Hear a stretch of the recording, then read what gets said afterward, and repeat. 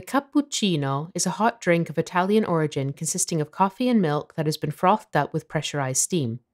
It's traditionally consumed with sugar at or following breakfast, accompanied by a croissant or other baked goods.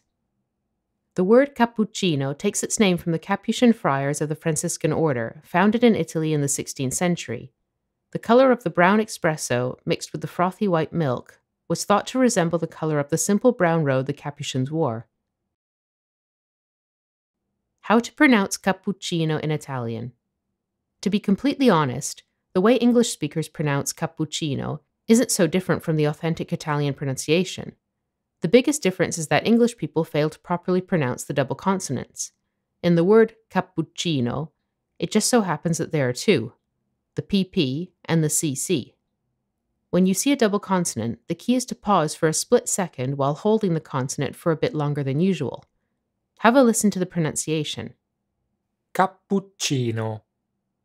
Cappuccino. Il cappuccino è una bevanda molto amata in Italia. The cappuccino is a very popular drink in Italy.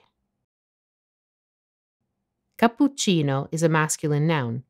To form the plural, just drop the final O and replace it with an I to make Cappuccini.